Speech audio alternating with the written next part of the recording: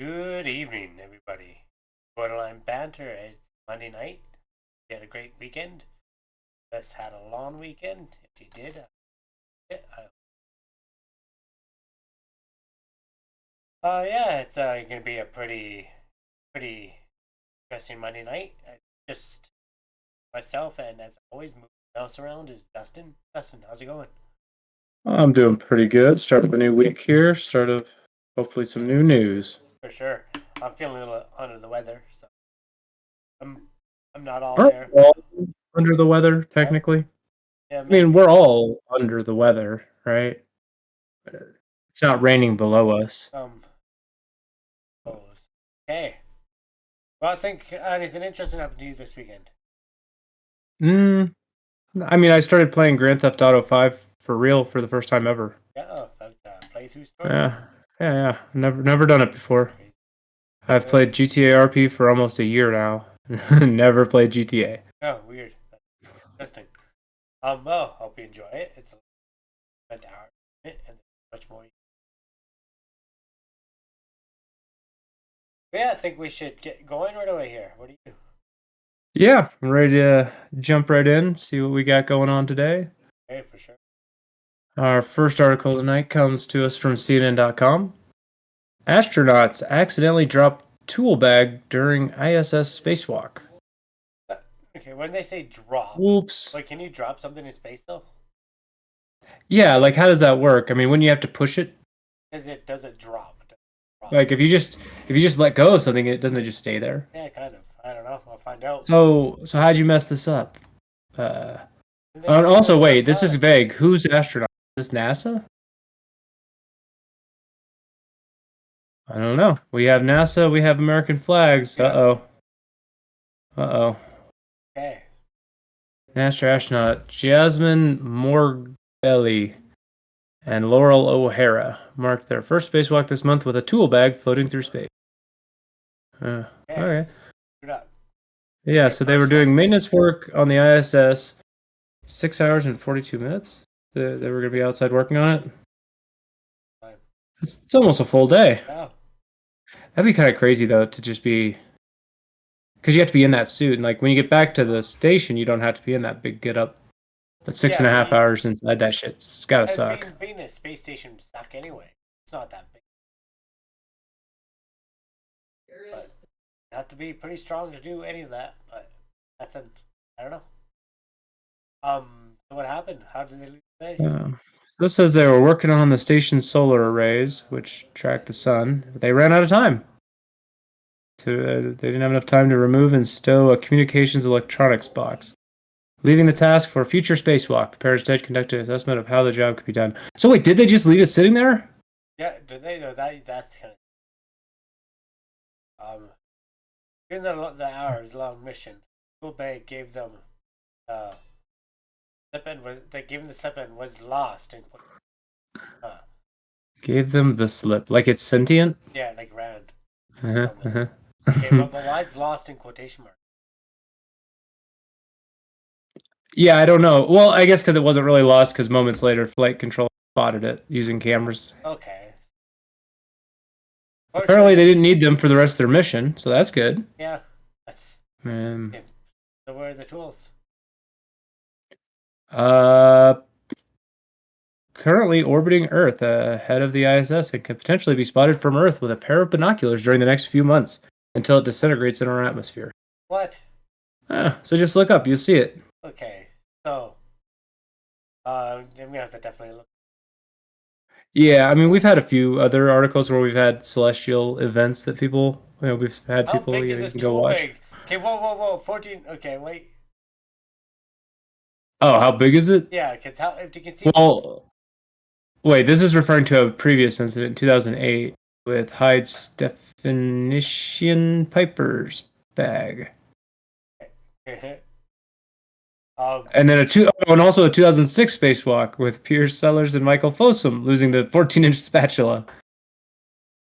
that's no method. Literally a spatula. Oh, that's, While testing a method of repairing the space shuttle. Wait a minute. They're trying to repair space shuttles with spatulas? anything could be a spatula. Depends. several different kinds of specialists. I mean, I just feel like maybe real tools might make more sense. Call me crazy. Maybe you guys should take a screwdriver up. The 35,290 objects were being tracked and cataloged space. That means Apparently, that's how much junk people have dropped or just is orbiting from missions and shit. damn. And it weighs 11,000, more than 11,000 tons worth of shit. Yeah, Just kind of like floating. we haven't. We're not even fully in space yet, and yet we're already littering it. Look at us go. Well, Ooh, humans. and I guess I don't know what all is leaving it up there. Because some of these launches, like the low Earth orbit shit, like they're doing for space tourism, is that leaving stuff up there? No, I don't think so. But maybe. Like, because the ISS can't be dropping that many tool bags, can? I mean, 11,000 tons worth of tools. Yeah, that's a I lot. But don't I know. guess, but if they drop a rocket, that's probably quite like. I mean, Well, that's what I'm thinking. Like not a rocket, but a engine a or something. pro- well, you've seen the Apollo movies, right? Where they drop off at different stages the Yeah, different rockets once they're empty, and just kind of leave them behind to fall into Earth's atmosphere. I got a game on my phone that I do that. Those would be Well, included in that for sure. got to build a spacecraft, shoot it off, but you can actually like as it's going, you can actually have the out ones fall off, so you get lighter and lighter, so you go faster. Are you talking about Kerbal Space Program? No, is that another one? Kerbal is yeah, it's got a lot of physics engines built in, so it's very realistic physics. But it's the Um, same idea. You build a rocket, launch it, and based on how well you do it. But you can do the multi-stage thing.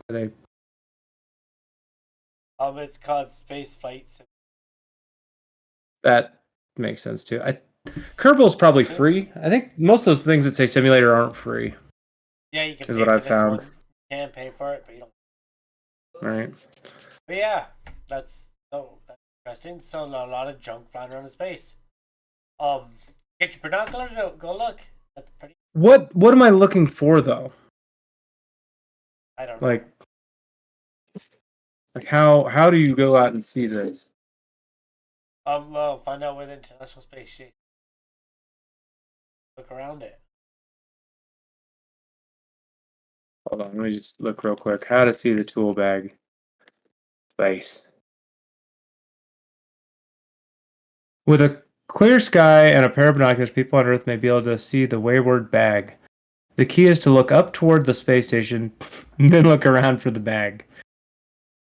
Okay. How Look. do I find the ISS? In the sky.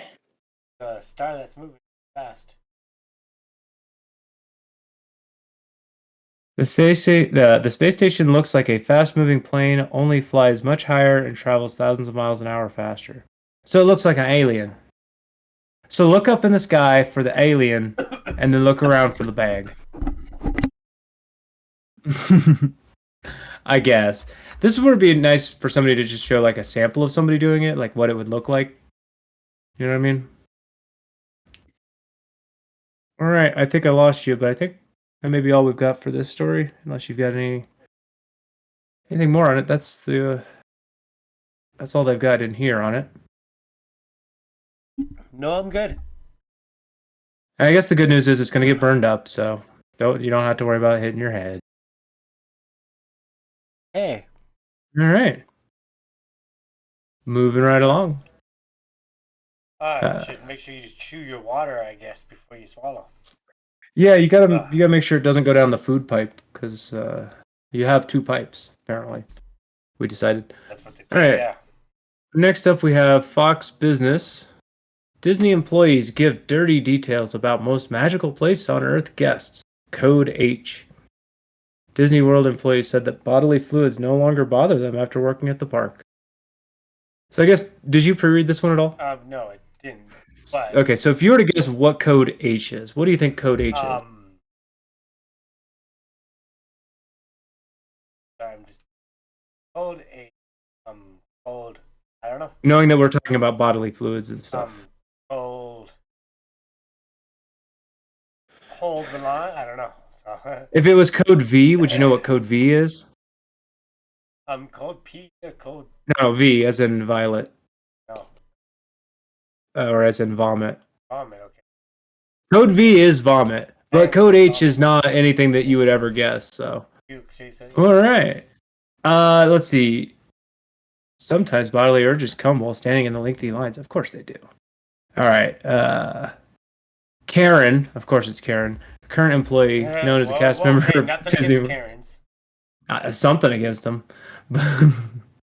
Fox News Digital. She told Fox News Digital that there are code names for bodily fluid occurrences at the park.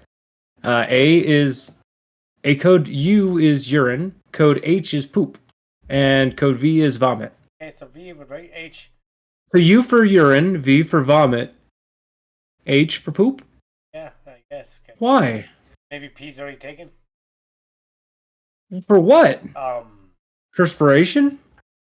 um, Not pee. That's you. polio breakout. I don't know. No. I don't know why H, but Maybe, I've been in some grocery stores where suddenly over the intercom they'll do weird codes, but they usually do like code pink or code yellow, code brown. I don't really know what they mean most of the time. Hospitals also have codes. One time I was assisting at a gate at an attraction, and there was a little girl. She's like, "Mom, I have to go to the bathroom. I have to go." The mom was like, "No, you can't hold it." Karen said, quotation. She ended up peeing all over because she couldn't hold it. And family still wanted to ride. I was just like, "You're not riding with a child literally dripping in pee." So I mean, this is maybe a good Karen because yeah, that's egregious. Yeah. Like if you're literally dripping with the bodily fluids, It's not the no. child's fault either. Like if the child's like 5, 6 years old, even 8 or 9, they can't just run off, right? Like you can't. You gotta go. You gotta go. Like frig, it's not fair to the children. Yeah. So that's pretty messed up. Have you ever been to Disney World, Disneyland? No, I have not. Have you been to anything like them? Like whether the Calgary Stampede, and the lineups can be long there, but probably nothing. Yeah, and I've never been to Disneyland or Disney World. I've just been to like a Worlds of Fun or Six Flags. You know, the smaller versions of it. Yeah. The local Midwest kind of copycats that are not nearly as big, and even those, the lines are awful. I hate being in line. Yeah, I don't even want to go to these places because I know that they're going to be awful. But the thing is, you have a line to get in half the time. You have to get a line to park. You have to line to get in. You have to line to get tickets. You have to line to get food. You have to line to go to the bathroom. And you're spending thousands of dollars while you're doing it. So, I am in the queue for Rise of the Resistance. Someone let their kid take a dump on the floor and then they just walked out and left it. What the fuck? What the fuck? What the fuck? Yeah, that is pretty messed up. For the skeptics, this actually happened. Fun fact, this was only one of 3 shit-related incidents at Rise today. Less fun fact, I was here for all 3 of them. Yeah.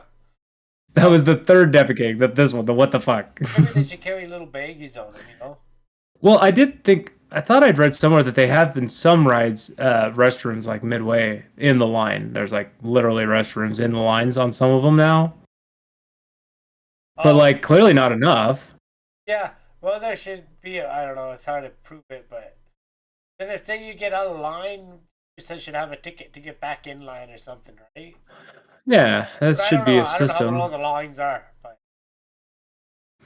former employee added that the attraction he worked was nicknamed the Poop Hall because so many adults and children defecated there. Huh. Let's just say that the attraction I work at has what the cast ended up dubbing the Poop Hall because the amount of times guests have gone in there and pooped, we even put up a camera and it didn't stop it. Well, gives me war flashbacks. Good Lord, the Poop Hall way. Oh yeah, no, that's kind of like I've had to go to the bathroom lots, but I can figure it out. Anyway, I feel like use a bathroom in public. I'm not gonna lie, that's one of my weird things. I don't use public bathrooms, but so if I go out somewhere, I'm like, well, I'll go before I go, and then I'm just very, very careful about the whole day. That's just me. So a cast member says Disney does a pretty good job of providing companion restrooms. I don't know what that means. and enough restrooms for guests and everything. We literally have 2 bathrooms right outside our attractions. Oh. There are plenty of bathrooms everywhere. You can always point someone to a nearby bathroom. So, I mean, their They just take on don't it want- is, yeah, they just nah, don't they're, break it out of lines. yeah. So yeah, and Oh, I get it, but okay, then they should have a rule. They should have something where you get out of line, you should be able to join the queue again, right place, right? yeah, I mean, that should be the system. But, I But mean, like, what if you're, how do you Danny that? how do you do that? Yeah, how do you do that? Because, like, it's fine if you have, like, 2 parents and a child, then one parent and the child go while the other parent stays. But if you don't, if it's just, like, parent, child, or just, one person in line, adults go to Disney World and Land. How do you do that? Like, you hope the person behind you remembers you when you come back and nobody else is cutting? Because they will. Because then someone sees it, they might get They mad. will. Like, I didn't see them, blah blah blah. I didn't see you up there. You left. You can't just come back. Exactly. You know?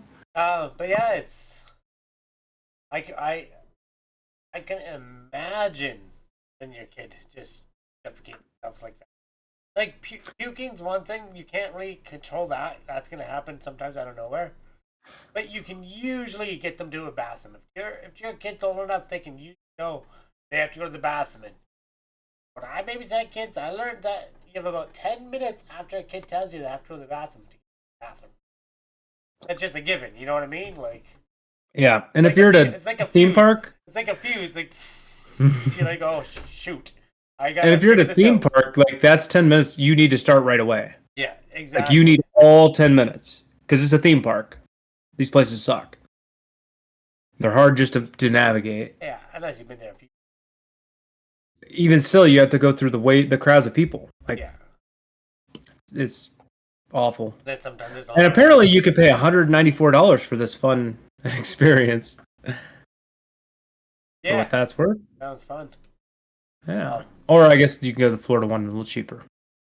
Yeah, I still have no interest in going to them. Even if there wasn't a line problem, I still probably wouldn't. Yeah, too many people. All that. I'm not a big fan of. Yeah. If there were no people and no lines, maybe. Yeah. I think I'm maybe. not gonna lie. I'm kind of scared of the rides too nowadays. I wouldn't go. Yeah, I wouldn't go on most of them. They'd probably be like, "Why aren't you using the rides?" I'd be like, "I don't want. Too old and brittle for that. I just want the cool I'm not looking that and old, fun but ones." yeah. But even then, I'm like, I'm have videos of things going wrong. And I Also, just like walking like through and looking at all this stuff, you don't even have to go on a ride to get a big part of the experience. Yeah, I don't think I'd just be too. But, like, you get on this trolley. If there's nobody else, you can get on the trolley, and it could take you all the way around stuff. I don't know. Fuck walking. Yeah, I wouldn't. It would be just too. But with all the people, you'd never get on a trolley. It's impossible to get on the trolley because with all the people, so you gotta have no people there. Then maybe I'll come. And isn't it gonna be like 40 degrees time? Or that's like 100 Well, degrees. That's 100 degrees Fahrenheit. I think they're gonna be hot, yeah, because it's Florida or California. Those are hot places. I think if you wanted to compare them, Florida is like it's a moist heat, so you're gonna feel sticky. California's a dry heat, so it'll still feel hot, but you won't sweat as much in California. That's. I can say that from personal experience. I visited both, I have. and would not want to go back to Florida. It's just too much. It's too much. Yeah. Even the frogs stick to your houses Yeah. because they're sweating. The humid's pretty communities. Luckily, So like we get it here sometimes bad, but not that bad. When it even happens a little. So yeah, don't let your kids poop in line. Moral of the story. well, and if you hear anything over the intercoms or from the employees mentioning code H, it may be time to find a different ride for yourself because it probably will just still be there. Yeah, To be honest, by the time you get to wherever it was in line, there's not like they probably have. It's not like They probably have a poop patrol. You know, like. I don't know. Did you know in California there were so many people defecating on the street that the government made an app so people can literally take a picture of poop and it'll GPS their location to a poop patrol to go clean it? I mean, that's technology right there, baby. That's a real thing. But imagine We don't even need toilets if we just have poop patrol everywhere. Like literally, you take a picture. Like imagine not to take a picture of some shit. Imagine I could just get up and take a don't poop know. right next to my computer here, take a picture of it, and then just some guy cleans it while we do the banter. Exactly. Yeah, that's some. That's We just say we banter, they clean it up, yeah, and that'd then be just. I don't know. it'd be clean. It'd smell like roses afterwards, right? Because Um, we would only hire the best. Yeah. Yeah. You know, California didn't hire the best. But I mean, if you got a huge homelessness problem and you can't fix the source of the problem, I guess any band-aids are good. Yeah. So if one of those band-aids is cleaning up poop, I don't want to step in poop, whether it's dog or person. Yeah. You know? I think they should hand out little dog poop bags, but for homeless people. Here's your poop bag, you filthy fuck. Like as soon as you see a homeless guy pooping, you should just walk up and hand him a bag of poop bag. He's gonna be like, you gotta clean that up. No, it's homeless, and I get, but some of them are at least some. Actually, most probably are good where they go somewhere where they're gonna try to be discreet about it. But yeah, in the street, just disgusting. Yeah, I mean, I assume, and because I don't know, I assume the majority of them find restrooms that are available and use them, and that's it. It's like a normal person, right?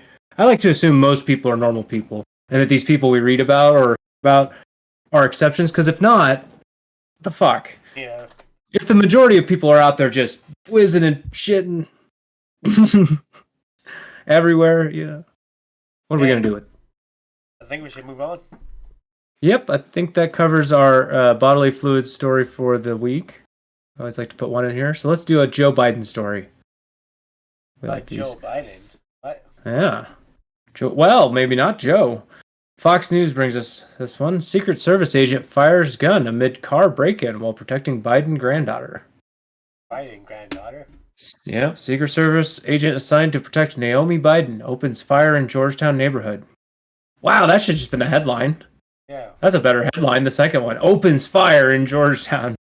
Also, it's like it's got this salacious like, oh, Biden? But wait, who's Naomi Biden? Naomi Biden. So that's I don't know grandkids he accepts. Because he doesn't accept them all. Yeah. Right. That one. Because I think her Bo. One of Bo's kids doesn't count. No, I don't know. One of Hunter's kids. Okay. Get the kid's name. If they had a show called Keeping Up with the Bidens, I might know all that. Don't worry. But coming to a show, coming to Netflix special to you. So, well, look, right after Obama was done, he went to Netflix, so I think Biden might be heading there too. All right, so opened fire overnight at attempted car break-in suspects.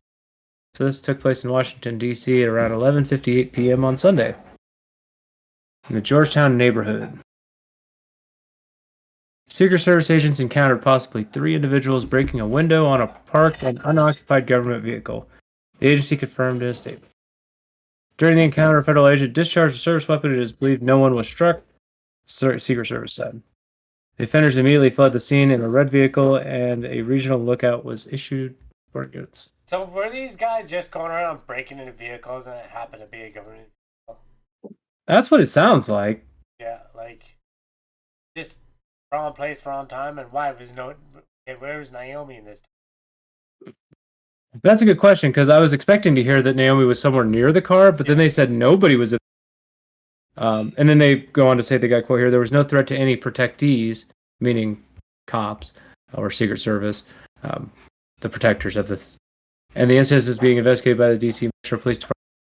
So obviously there was a threat to the 3 people breaking into the car. It said that the guy opened fire on them.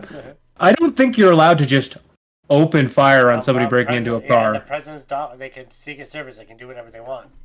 That's where I was going to go, except if you're Secret Service, there's no laws, right? They get to do whatever, I think. Was that her? Yeah, Naomi Biden. Those are crazy eyes. Yeah, I guess she looks kind of crazy. But I kind of wish her eyes were sleepier, because I'm scared.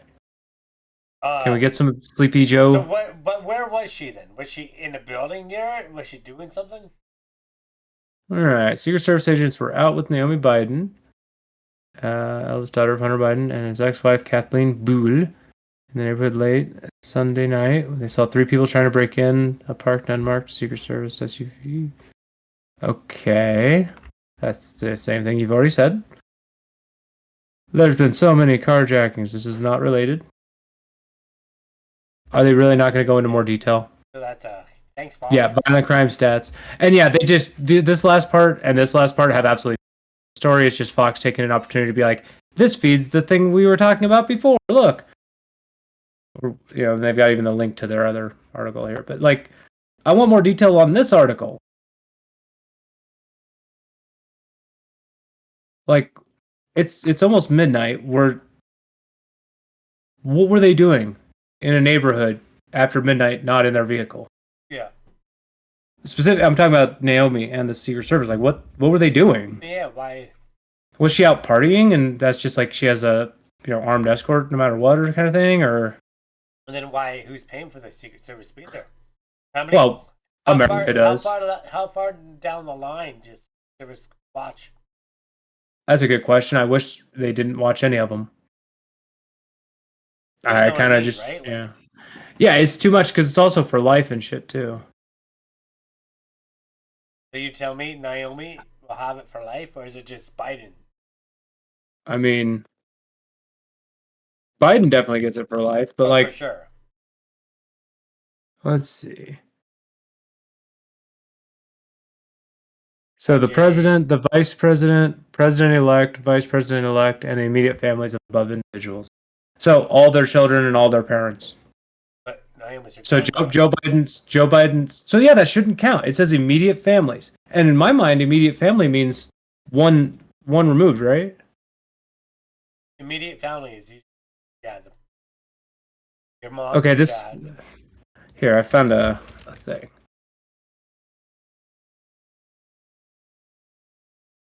There we go. So they got this list here. It says the president, vice president, president-elect, vice president-elected, immediate families. That's the one. Then it goes on to former presidents and their spouses for their lifetimes, except if the spouse remarries. What? Get wrecked, Jill. You got to stay with Joe if you want that protection. You gonna leave me, sweetie? You know I got Secret Service. You can't get that from anyone else. Except Donald. So children of former presidents under the age of 16. Children of former... Okay, so... Yeah, and when they turn 16, they're like just let go? Like, yeah, yep, you're fine. Relied on us forever, so... Visiting heads of state or governments and their spouses traveling with them, that makes sense. Foreign dignitaries, diplomats. Hunter shouldn't even have anybody watching him, but I bet he does. Major presidential and vice presidential candidates, and within 100 days of the general presidential election, their spouses. Yes. So this would be... Would this include like Nikki Haley, Vivek Ramaswamy, that crew? Yeah, I don't know. Within 120 days of the general election, so if one of them made it, yes. But if not, it'd be Donald Trump, Joe Biden, and maybe RFK, right? Well, that's assuming this 120 days goes with the first part of the sentence and not that's the qualification for the spouses to be included. Yeah. And within 120 days, their spouses.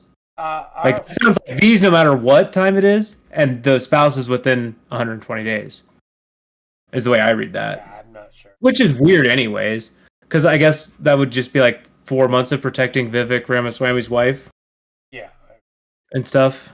Or... I don't know. I would give an example on the other side, but I think Joe is taking it.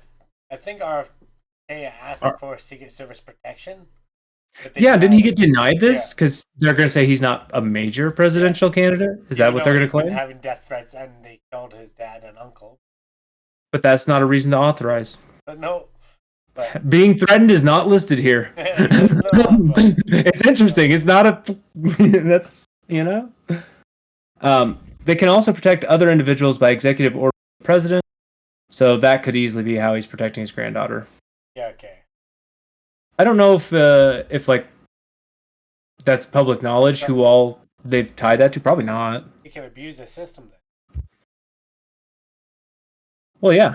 Executive order is not abusing the system. Executive orders are using the system. But his granddaughter's out at midnight doing something. Okay, cool. She's allowed to do that, but what makes her different from any other 20-year-old chick out there, right? Like, I don't know how She's related to the president, and the president has this authority. So what do you mean? Like what is it for if not that? But If like, it's the president's discretion and he uses his discretion, why would we say that's bad? Like, we said to use your discretion. Why even say immediate family then when he can just be like, oh, watch everybody? This is by default. This is what they'll do without the president saying to or not. They'll do these anyways. But in addition to these, the president can order them. And there's a good reason for that. I mean, they directly report to him. Yes. They're part of the executive branch. Like, that's their part of the government. Yeah. All right. And also, like I said, I don't think it's public knowledge, but I bet every president does more than just their immediate family. Oh, yeah. Like, let's be honest. Joe Biden could name friends. It doesn't even have to be family. He just name friends.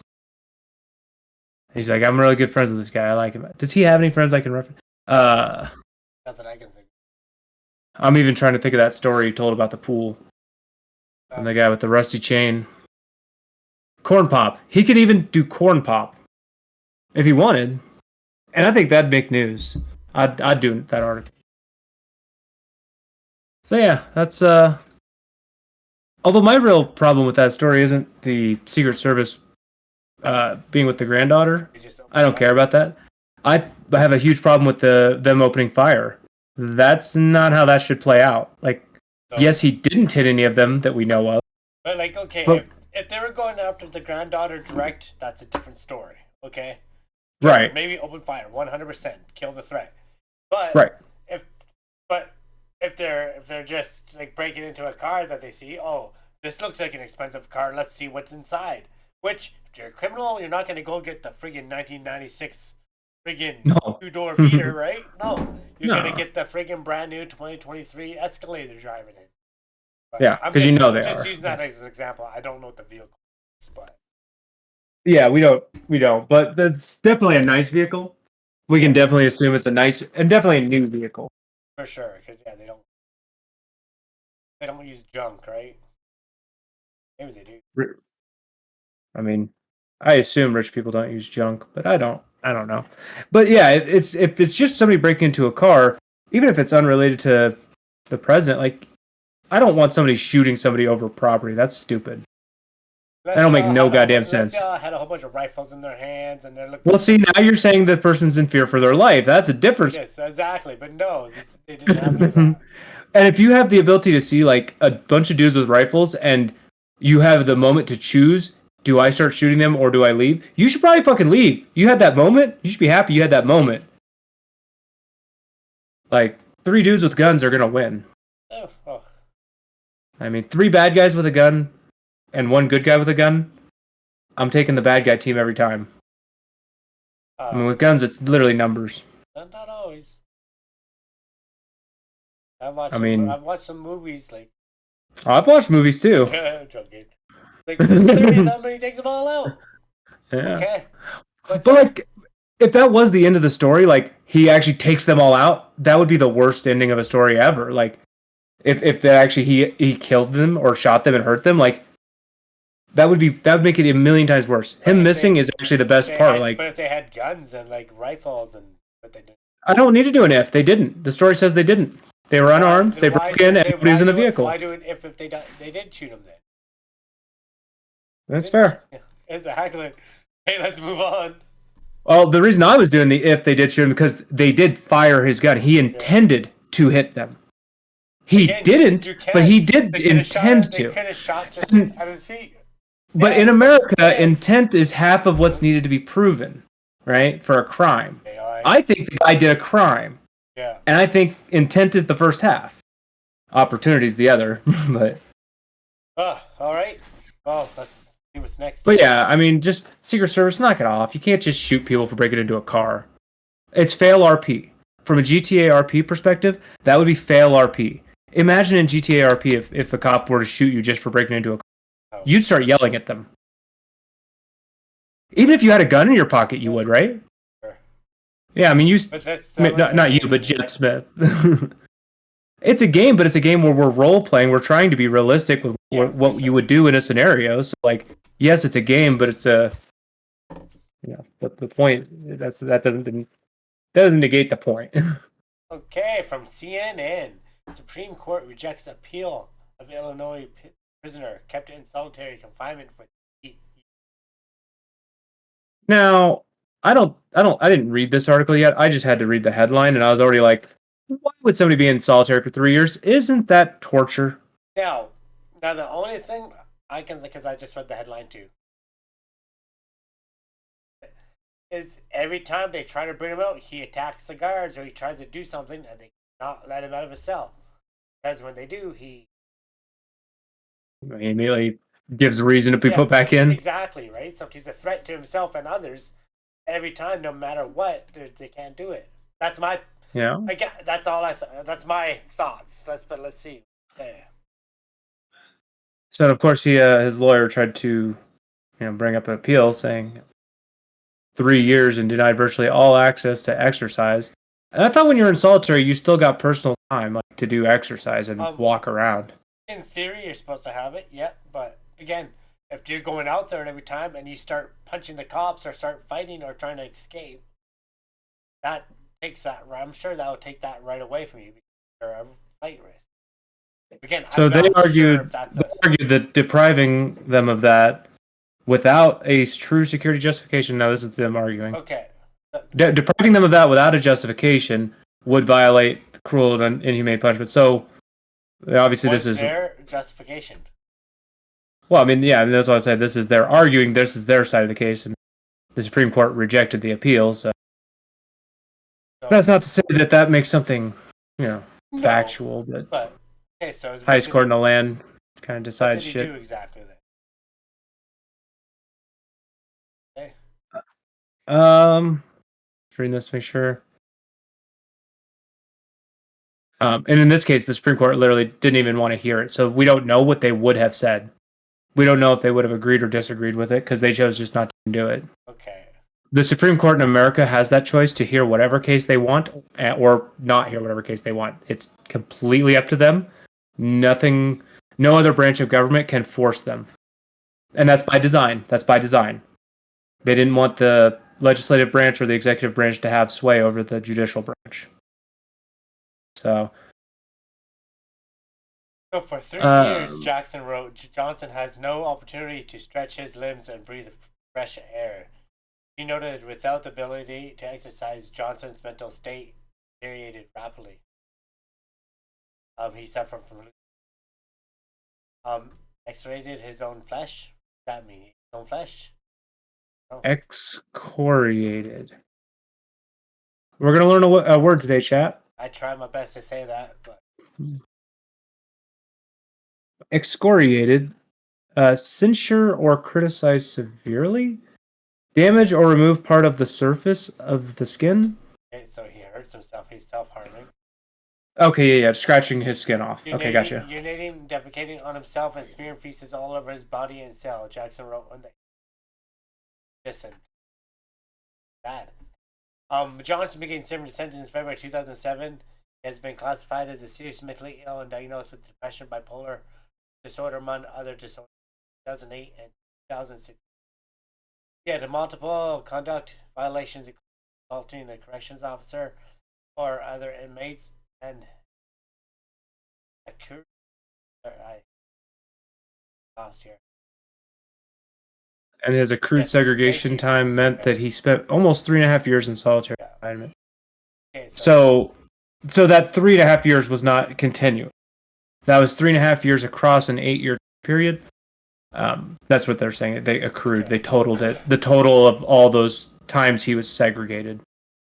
So that's added up to what ended up being 3. So I was reading it as 3.5 constant, like in a row. So I'm changing. I'm changing my take quite a bit there because it's not. And then of course, like you said, well, what if he did the thing that it literally said here, like not even just officers, other inmates. Yeah. So a lower court ruled against Johnson, holding that the deprivation of exercise passed legal muster unless it was posed for a trivial infraction. Noted that the actions taken by the Illinois Department of Corrections were justified because of the continuous, serious, and sometimes highly dangerous misconduct. So the lower court, and that's, you have to go through the levels of courts to get up to the Supreme Court. You have to lose several times and have the next level take your appeal and then lose, and then the next level take your appeal and then lose. Like, to get up to the Supreme Court with something, it's actually kind of hard. This lower court basically said that thing we read above, the threats, that's it. He was the thing it said. It wasn't continuous, and there was serious and sometimes high misconduct. Yeah, so yeah. Again, very misleading. And again, no, you should never be locked up for a long time, but if they can't protect you, they'll put you in a straitjacket and lock you up so you don't hurt yourself and others. Well, yeah, in this guy's case, he had multiple incidents of hurting others.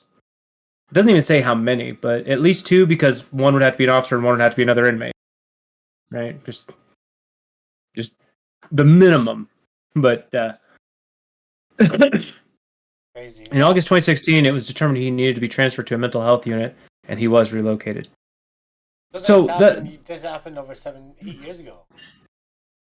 Not that yeah, I mean, presumably since then he's been in the mental place, right? Yeah. I mean, so when he came in, though, he was classified as seriously mentally ill and diagnosed with depression, bipolar disorder, among other disorders. So why didn't they go with that to begin with? Why did they throw him in Gen Pop? Yeah. He clearly needed something else, and then they had to throw him in solitary, which is not cheap. It's not cheaper than sending him to the mental place. Yeah, and it's probably mental hospital. For his health either. And yeah, that's the other thing, is like, did this lead to that? I mean, smearing shit on yourself isn't good, but wouldn't he have done that there too? I don't know. A lot of people on drugs do that. Like, clearly the guy needs a different form of help than he was getting, though. Just throwing somebody in a room by themselves is not help. That's basically saying, I give up. I'm not going to help you. I give up. I don't know how to help. When you just throw him in solitary, that's giving up. So hopefully he has some good progress. Maybe stop smearing shit as a start. Yeah, that was 8 years ago, so hopefully the best for him, but probably won't win. He lost the case, obviously. Which, well, that's conduct. It was justified, and the story's misleading. Again, they all do it. CNN does it, Fox does it, but it's so silly, because any single person who would read that article would have read it and maybe read a paragraph and would have been like, oh, they tossed this mentally ill person in the room for 3.5 years. Oh yeah, you could immediately make a TikTok or a Twitch post immediately off the X, whatever. You could immediately do that. Yeah, and I say that all the time. They only show half the story, right? So and that's why here at Borderline Banter, we dig into things. And also, sometimes it's not even just the story. Sometimes you have to go outside of the website you're on. Look at some other perspectives just to make sure you're not getting a bias. Yeah. And one way or the other, because they're everywhere. I try to do my best on that. And that's why it's always good to have someone with different opinions on as well. So you two different sides of it as well, not just one outlook. Yeah. And, we can catch each other if each other's not remembering or thinking of something. Because one thing, too, they can get away without calling it fake news just by writing it words. And they can just make it look the way they want it to look. Certain ways of writing it down, you know what I mean?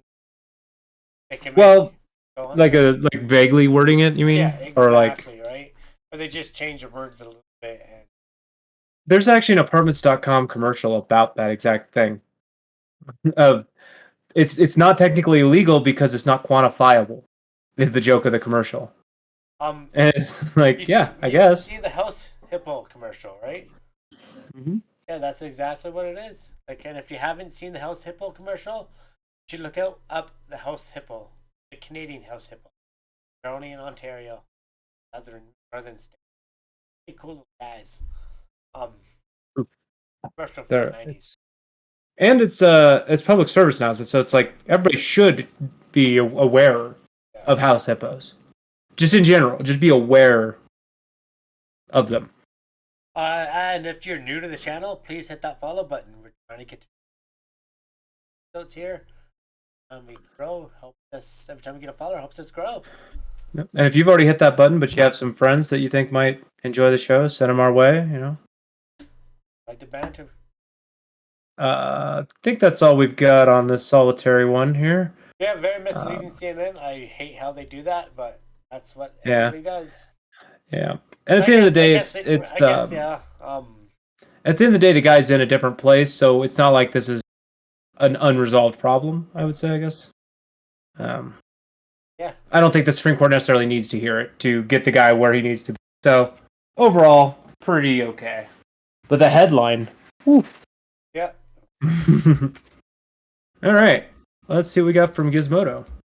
Oh, they want me to sign up for a newsletter. I do not want that. Yes. Could you take this for a second? For sure. Down here, from Gizmodo, SpaceX employee suffers broken bones, head injuries due to company's disregard of safety court claims. You just said doo-doo. Two. I heard doo-doo. No, you didn't. Due to Doo-doo. company's disregard of safety court claim. So, yeah, apparently SpaceX is dangerous and people are getting hurt because of it. Yeah. According to a Reuters investigation, Elon Musk's company prioritizes the race to Mars over adhering to safety regulations to meet aggressive deadlines. That sounds accurate to me without looking any further, but obviously we will. I don't know. Like that seems pretty. We'll find out. I think if you were to ask Elon, he'd probably say getting to Mars than a few people bodies. I don't think so.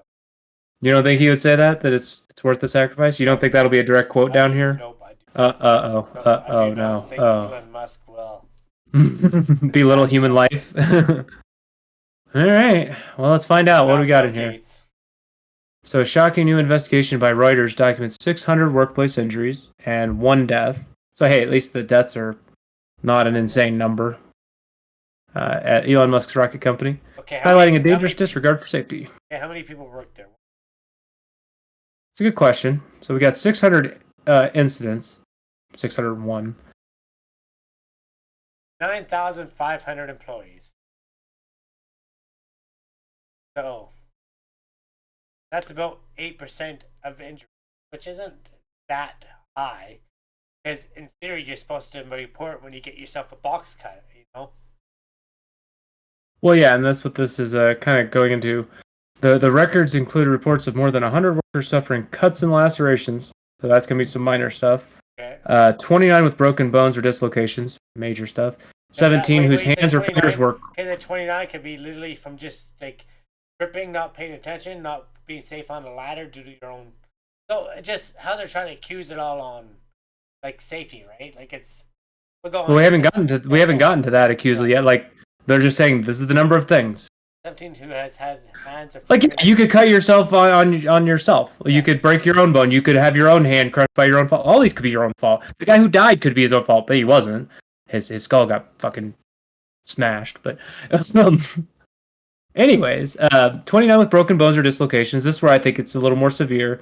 Obviously, you're not working the rest of the day. 17 whose hand or fingers were crushed. Okay, well, this is... I've seen a lot of these videos on Reddit. The industrial accident kind of videos. Definitely major.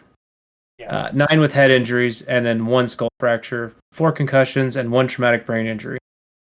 Report also indicated 5 burns, 5 electrocutions, 8 accidents that led to amputations, and 7 eye injuries.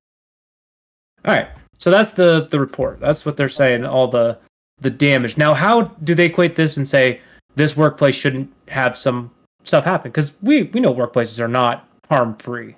Exactly. We know that. I just made reference to the Reddit thing, where I've seen all these industrial videos. Those are everywhere. I've seen them in every kind of factory. So there's so many safety things, but people are still getting or what? Right. So let's see how are they tying this to it's like SpaceX as an employer's fault. All right. SpaceX employees described the workplace as chaotic and that the staff is often undertrained and overworked to the point where they are forced to skip safety procedures to meet the company's aggressive deadline. Quote, Elon's concept that SpaceX is on this mission to go to Mars as fast as possible and save humanity permeates every part of the company. The company justifies casting aside anything that could stand in the way of accomplishing that goal, including worker safety. Okay, this is people's words. Yeah, I don't, These are just people's words so far. Okay, SpaceX has also failed to report on workplace accidents to OSHA. And about 2/3 of the injuries Reuters uncovered took place during years when SpaceX did not submit its report. Oh, we got a problem. Okay. When there is a workplace incident, report it. Yeah. And if you're an employer, that's literally just you need to do it. You're the bad guy if you don't do it immediately. OSHA's there to protect us, the working class. Well, for sure, yeah. It's not there to protect Elon. It's there for us. So for him to ignore OSHA and to not report these incidents is a problem. You pay someone to so do that. they made him pay. So they made him pay a fine. This is what will never make him do it. $50,000 was his fine for not complying with OSHA's requirements of reporting. This is not enough to make somebody like Elon not do it. He'll do it again and again for $50K. That's nothing. But again, he might not have. He pays people to do that.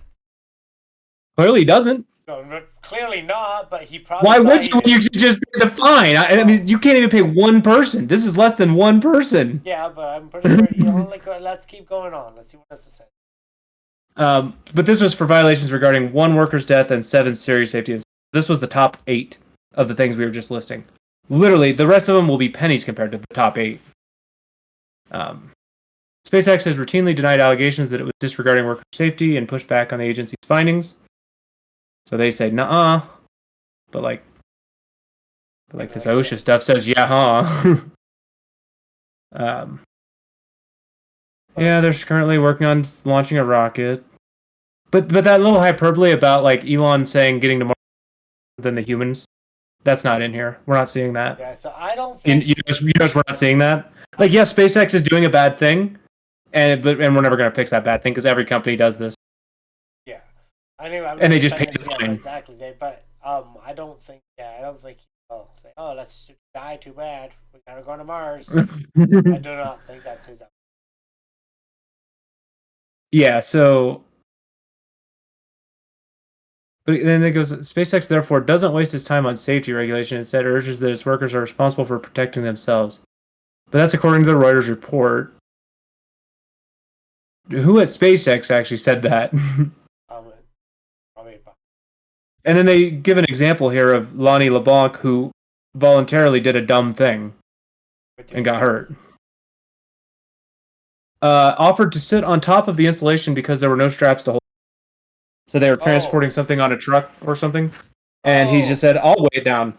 Okay, so that yeah, you can they didn't have the equipment to do it, but then you fucking don't do the job unless it's safe to do, right? You walk away. Like you say no. My province where I am, they say it used to be you have the right to refuse unsafe work, and now they just changed the literature. But you're obligated to. If you see something unsafe, you're obligated to say, "Nope, I'm not doing that," and you cannot get in trouble for it. Now, you can't say, "Oh, I'm obligated not to do this" just because you don't want to do it. You got to have a legit thing, right? But holding on to a fucking truck is not a smart idea. Right, and again, that's not SpaceX, the employer, saying, "Do this." Yeah. You're fired if you don't do this. This is part of your job. This is their expectation. That's not happening. They probably want to get the job done and say, "Oh, once you get this done, we can go home." Let's hurry up. Or I can't. That's just. But get the job done quick and boom. Follow procedure. Yeah, and then I got another quote here, but this is from Travis Carson, another former production supervisor at SpaceX. So it's a former employee's take on it, saying that SpaceX's idea of safety is we'll let you decide what's safe for you. I mean, that's not really how OSHA plays, but we already saw up above. They don't care what OSHA says. But we'll let you decide. Safety rails. Safety rails. Okay, but we'll let you. If you have a walkway without safety rails, that's an OSHA violation. Okay, but for sure, but we'll let you decide what's safe for you. I didn't have a say in that railing. I think that's a good saying, though. I don't have a say. I don't have a say in the railings. Okay, but I don't have a say in any of the safety equipment if I'm an employee. Then you tell them that. I was like, It's not okay just to put it in the hands of people who don't have control of it. But like the guy holding onto a truck, that's clearly not safe. No, that's not. That's a guy doing a thing he should have absolutely not done.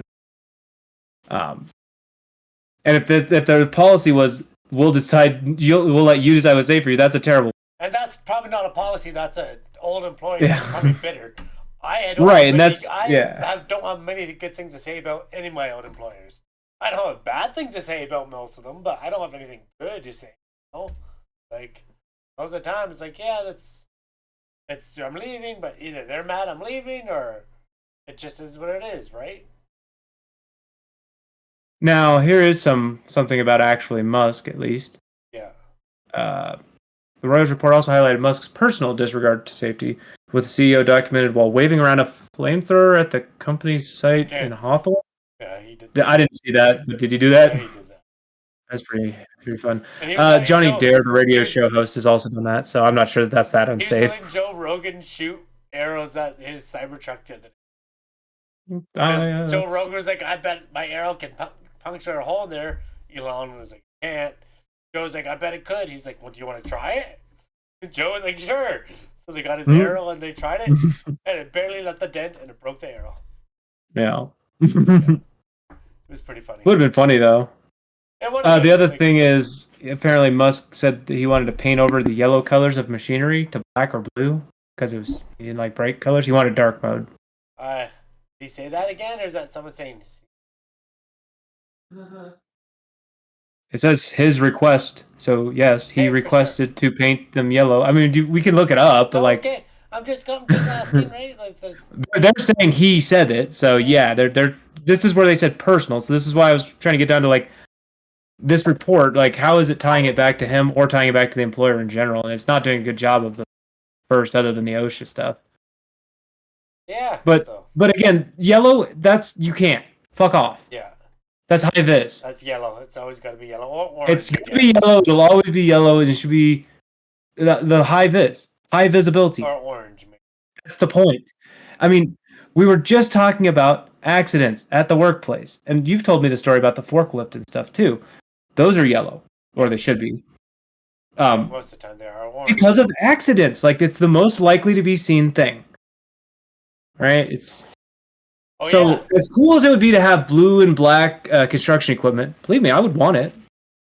You can't. I think you can have blue equipment. Like bright blue. I mean, it depends on. Well, yeah, if you get a bright blue, I mean, that's probably a different story. But he's obviously saying his aversion of bright colors. So I don't think he wants the bright blue.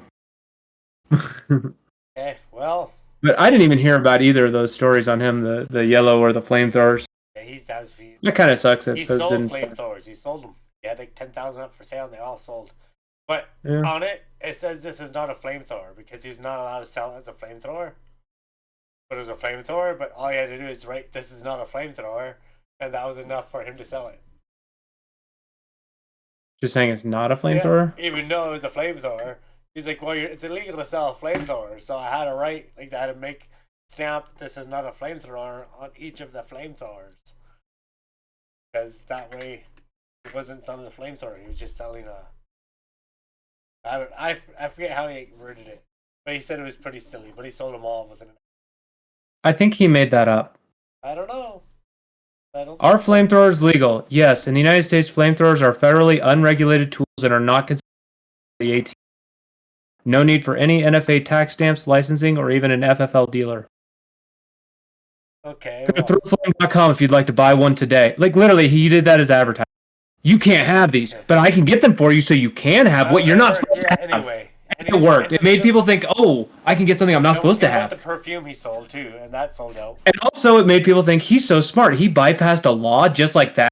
What a genius. But he didn't bypass anything. He just sold a thing you can sell. It's one of those annoying things where people call him a genius afterwards. He's not a genius for something like that.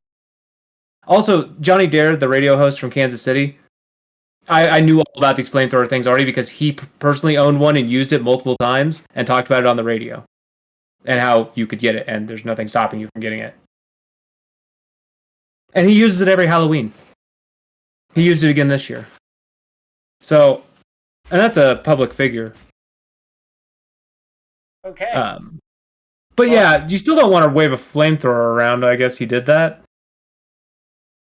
Maybe he was telling about another country or something. He sending them to. But I don't know. Could be wrong about that. But yeah, Did he hear what the? No, he probably did it for advertising because that's straight up an advertising thing. He doesn't need to advertise though.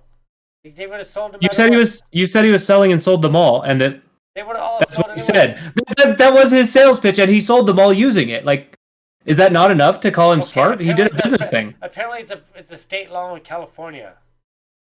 Well, I could be wrong about that, but okay. Just quickly going over here. But yeah, we should move on. But did he only sell them in California? I don't know. Can't see. Sell them all over the place. Yeah, so it's.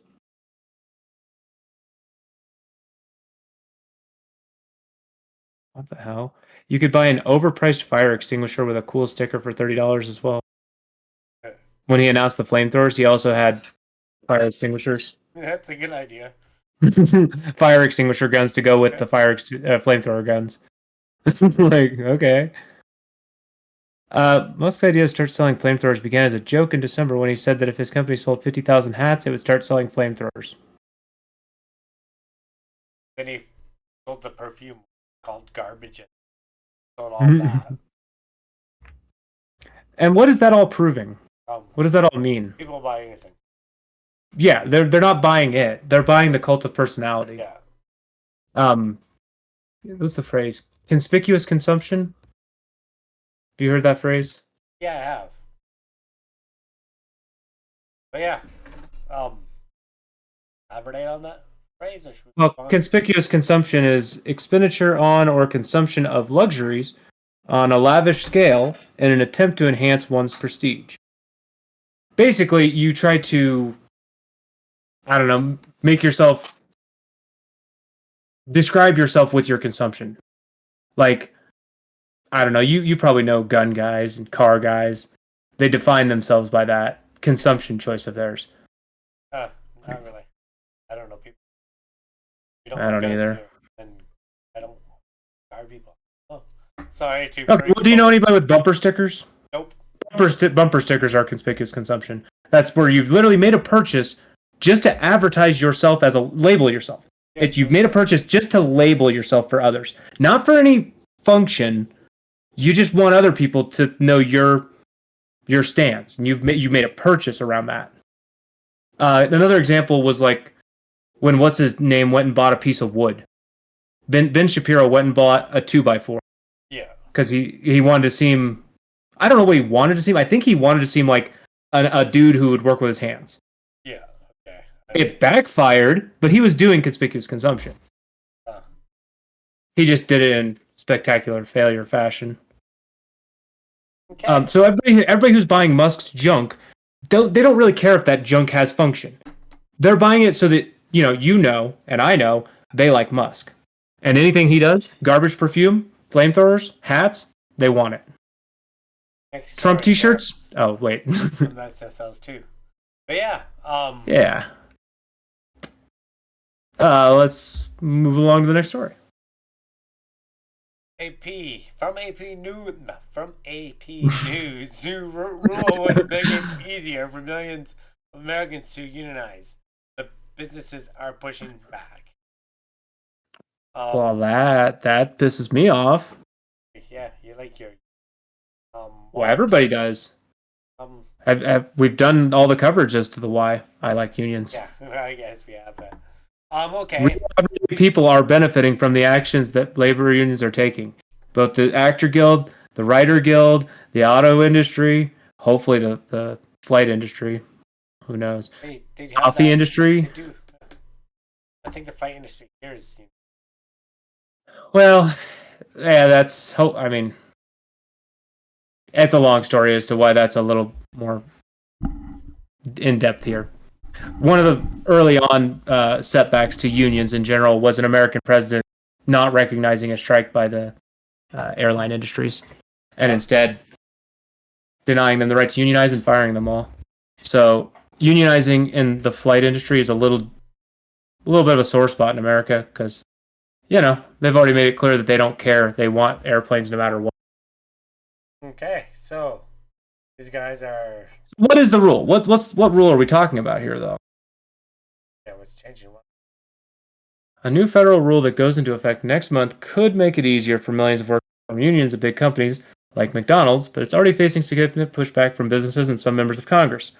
The rule, announced late last month, set new standards for determining when two companies should be considered joint employers under the National Labor Relations Act.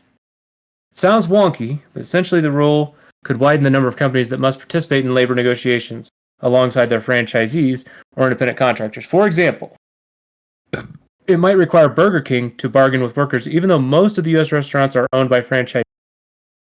So, you know that about our fast food places, right? Yeah, ours are too. Yeah, it's a big company. And you've got the same thing, and so unionizing the fast food industry has been a challenge for this reason.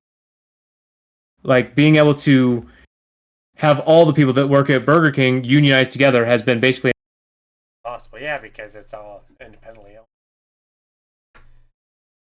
Now, it's franchised. We won't say independently owned. Okay, what independently franchised? From a legal standpoint, it's not independently owned. It's franchised. Yeah, like they can you're almost right because it's almost that, but they can have their own. Yeah, they have their own store. The franchise thing requires things of them that an individual independent owner would never have to. Like if you're a McDonald's franchise, you have to buy everything from the McDonald's suppliers for packaging all the stuff, so that your Big Mac comes in the same box everywhere. Yeah, and like they can change price. You can change small things like a little bit of the price depending on where you are, or what's on your menu, and stuff like that. Right. So their other example here would be like Amazon delivery drivers who are employed as independent contractors. This would also, if you're going to talk about independent contractors, include food delivery apps, grocery delivery. It would even include things like professional wrestlers, contract employees at my work, contract software engineers, contractors. We have lots of contractors in my business. Those would all be included and be allowed to potentially form unions using this new rule, which would be great. I don't see a reason not to. Who's scared? Burger King? Well, yeah. Yes. Burger King is quite scared. Yeah, So the NLRB says the new rule changes a 2020 rule that made it too easy for joint employers to avoid their responsibility to negotiate with workers. So they're fixing a fuck up that they've found a loophole and have been exploiting, basically. They had already tried to address this once. Critics say the new rule is an overreach by the labor-friendly Biden administration that undermines independent business owners. Some, including the American Hotel and Lodging Association, have already sued to block it. Yeah, of course they have. The franchise business model is a really great American innovation. Created wealth for thousands, particularly underrepresented minorities. This is something we think needs to be supported and not attacked, said McDonald's president and CEO Chris Kipkinski. That's too many consonants. 1, 2, 3, 4. I can't pronounce 4 consonants. I can't do that. I can't. I won't. Mike. Okay, so so yeah, they don't like. We know Biden. He actually showed up on a strike line. He's Mr. Labor Friendly now. They say. This seems so strange because his actual legislation doesn't show any of that. He showed up at a place once. Yeah. And that's the sum total of his labor friendliness. You know? Like all that Dark Joe. But yeah, yeah, I don't know, the big companies don't want this to happen because they won't make as much money again. So Joe Manchin, a Democrat, and Bill Cassidy, a Republican, have introduced a Congressional Review Act resolution that would overturn this rule. Democrats and big shock. Big shock. They immediately band together because business is under attack. Yeah. By labor. It's so ridiculous because you know their representatives don't want that. This is literally going against the representatives for the 14th time on Joe Manchin's part. West Virginia. I'm not even blaming Joe Manchin at this point. I'm blaming West Virginia. Pick a different crypt keeper. Yeah. Your crypt keeper sucks. I don't know about Louisiana and Bill Cassidy. I haven't heard you enough. Sorry. I don't know you, Bill. Hey, Huckles, how you doing? What are you saying? Said hi to him. But yeah, I don't know much about those two guys either. But Yeah, he's doing well. That's good. um, Biden hasn't said whether or not he supports this rule, but he's cast himself as the most pro-union president in history.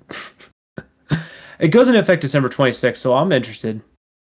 okay, Definitely interested. definitely This is big because a lot of the most underpaid people are these contract workers, these independent contractors, because they don't give them health or dental or anything. I know you're Canadian, so that doesn't mean anything to you. But down No, here, it does. your For sure. your health insurance and your health coverage is tied to your employer. Period. We don't get, for a record, we don't have dental. Dental is not covered. Oh, okay. So you still get dental through your employer, right? No, not my last job I was at for 12 years. They didn't do it. This job, yes, they finally, depends on the job. Okay. Some It's employers kind are of garbage. here, but that's because Some employers are garbage where they make millions off you and give you nothing. And then other companies will still be like, okay, well, you're working hard. I'll do this for you. Even though you're not making millions. I didn't have to. Yeah, no, exactly. Like, so there's some do it, but most don't because they can get away with it. Yeah, and I guess it's kind of the same here, except for like if we get hit by a car, it doesn't matter if we have a job or not. We're gonna get free healthcare. But if they need to get a tooth pulled, no. If they need new glasses, if they need to go for eye tests, no, that's not covered. But if you have a right benefits by your company, 100% it's covered. Right. So in America, basically, it depends on what kind of employee you are.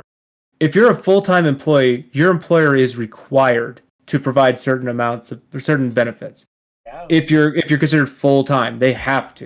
Yeah, so that's versus part-time, they don't have to. That's why they only hire you for 30 hours a week, right? So yes. Or what they do, they'll hire you for 40 hours a week, and you'll do that for a month, and then now we don't really need you anymore. We're going to cut your hours down to 10.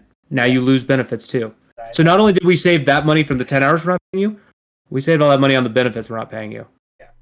And the employers can immediately see how 30-hour-a-week employees better than 40-hour. And they took this model and went crazy with it with the freaking independent contractor model. Where now it's not even on them to pay you by hour, it's by how much work you do. So you got Uber Eats drivers working 14-hour shifts. Yeah. Getting no benefits, working 14 hours a day, 80 hours a week kind of shit. Way more than a full-time employee. Yeah. Most companies here, actually, you'll see they're all hiring part-time only. Because they do not want to give people benefits and they do not want to pay people more. They're like, we'll pay 6 people at 32 hours an hour, 32 hours a week, other than paying 4 people or whatever my math is. Sorry, quick math there. But other than giving benefits, even though 2 people are better at doing the job than 8 people, but they'd rather pay 8 people because they can. Right. And from the company perspective, they're given the choice. Of course, they're going to choose the cheaper thing. Yeah. Which is why it's important to not give them the choice. That's where things like the Labor Relations Board puts rules in place because they have to, or else everyone's just going to go money, money, money, money. Yeah. And go crazy, and nobody's going to have full-time employment. Nobody's going to be able to have kids. Oh, wait, 2 of those, that's true already? No, exactly. Some people are working 2 or 3 jobs here. Like, it's literally already trickling down into everything. Like, people can't live I got they should be able to. Where I am working. I got a really good job, but I do work. I do have to work, and I still have to show up every day and do my thing. But I was fortunate where I don't have to. No one's saying don't show up. I mean, you got to show up, but like, don't get me wrong, I'm not even making that much. Like, I'm still below poverty. Like, I just found out my city today.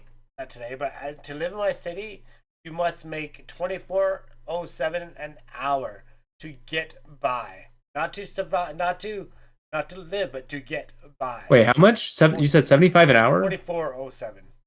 24.07 an hour just to get by, break even. Break even, yeah. Is that based on what is that? Did they do like the average cost of living, or is that? Yeah, the cost of living.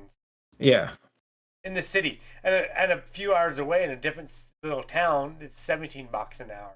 But still, $24 an hour. You know, like that's a lot of money. Not everybody can make $24 an hour. The city I'm in is ranked $15 an hour, right? Okay, so the city I'm in says that it's 106.8% of the national average. I don't know what that Yeah, I means. don't know what that means. It's 55 out of 273 cities. But And we where have I more am, cities where than back in that. the day with those, what was a good job? Doctor. Frank goes the same. My first job ever, I was only 13, but I was making $5.90 an hour, washing dishes, $24 an hour. Yeah, Well, yeah, my first job was exactly. Yeah, six exactly. dollars and fifty Twenty cents. four I bucks think it an was hour is 6.50. you, you worked hard to get $24 an hour. Now it's like you're like, what, $24? I can barely get by with that, but thank you. You don't want to be greedy. You're gonna take what you got to get. Well, I mean, $24 just isn't the same anymore. No, it's not. But it should be. It Like, shouldn't. It shouldn't have changed that much. like if I had gotten $24 an hour working at Hy-Vee Kitchen, that would have been insane.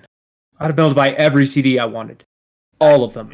I made, yeah. My first job was $5.90. Then I worked at a coffee shop, Tim Hortons. I think I was making $9 for the longest time, going up to 11. And then I've worked several jobs since then, but much more than that. But yeah, it's pretty sad, and it's just gonna get higher.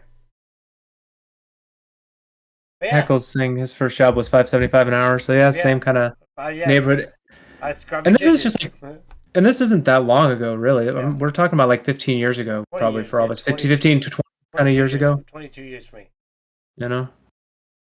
So much changed in so little time. Yeah, exactly. Exactly. It wasn't that long ago, like $5.90 an hour. That used to, like, my family struggled, so I had to pay like to get by and stuff.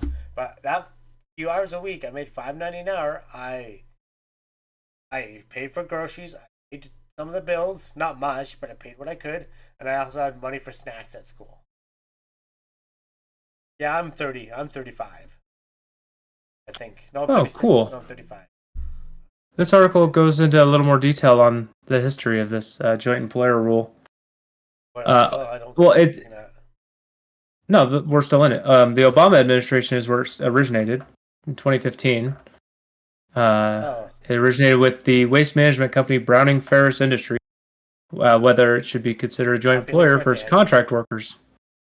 Its workers did recycling sorting, but the actual company had authority over their working conditions. So So, obviously, when you're talking about these strikes and unionizing, you're unionizing and striking over working conditions almost every single time. okay, yeah. Like it's almost always that. We've looked into why are these people striking a lot, and that's what it comes down to.